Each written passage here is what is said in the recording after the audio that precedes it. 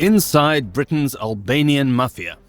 According to the National Crime Agency, the Albanian Mafia controls over £6 billion of the UK's cocaine market through a combination of ingenious tactics and brute force.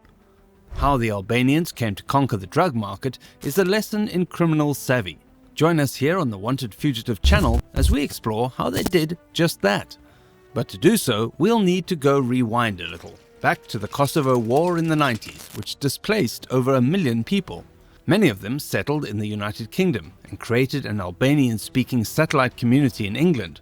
When new refugees arrived with nothing to their name and facing social marginalization, they had no choice but to turn to the mafia to make a living. But how did a group of refugees manage to take over an entire drug market? The strategy. Their business model was simple but ingenious.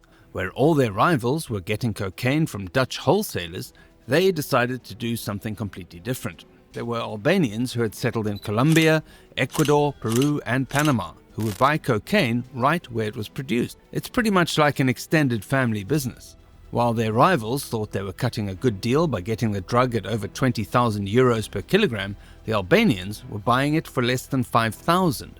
This means that today not only is the drug the cheapest it has ever been since the 90s, but it's also purer than it has been for a decade. But none of this could have been possible without a little help from the Italian Mafia. To succeed, the Albanians needed to work with the 'Ndrangheta, who controlled not only the Latin American cartels, but also had a monopoly over mainland Europe's cocaine trade. Working with the Italians, the Albanians have been able to place their people in key spots in the two biggest ports of Europe, Rotterdam in the Netherlands and Antwerp in Belgium, allowing them to evade security. According to the NCA, these ports are the central points for the cocaine trade with mainland Europe, and Belgian authorities back up this claim. A record 90 tons of cocaine, worth 13 billion euros, was seized at Antwerp last year. The Albanian Mafia is trying to not only maintain England's drug market in a chokehold, but also going to expand its influence internationally. Drug use in the UK is now higher than in any other country in Europe. As South America produces more and more cocaine, rates of addiction and fatalities rise in England. About 5,000 people died due to drug-related instances in 2021 alone. But this begs the question, how do they transport such large amounts of the drug? Transportation methods. Cocaine is a surprisingly easy material to transport.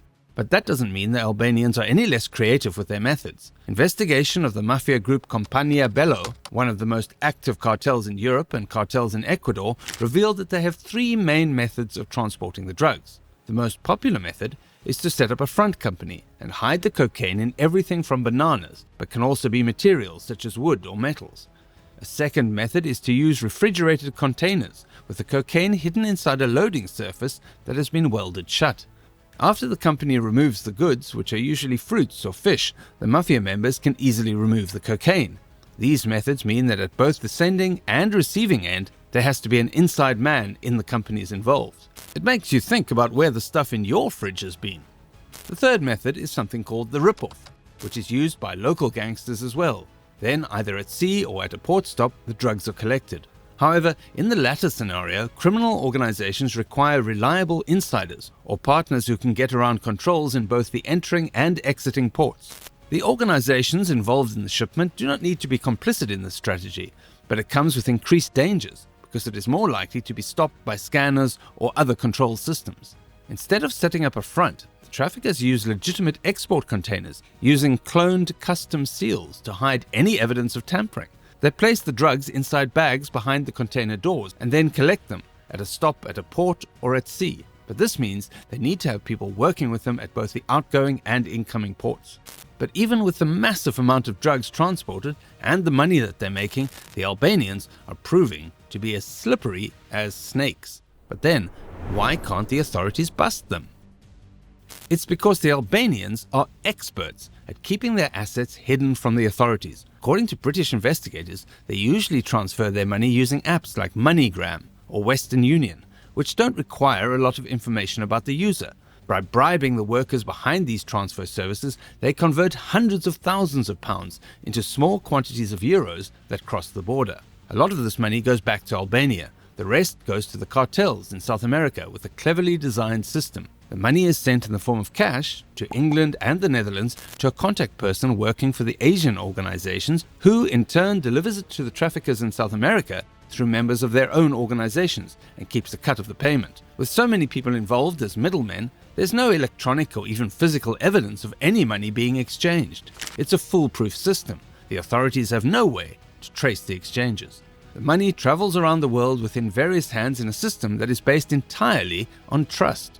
That's a lot of people involved in the drug business, and so far the Albanian Mafia has managed to maintain good contact with everyone involved. They're charismatic, they're friendly, and no one crosses them because the Albanians are not afraid to get their hands dirty. But this isn't the only reason why it's hard to track down the leadership. In fact, there is no leadership. The Albanians work as a loose network. There isn't any central figure leading the whole organization. But there's trouble in paradise. Infighting between the mafia is the cause of many of their struggles, and according to authorities, 5 murders of Albanians in recent years are because of internal struggles.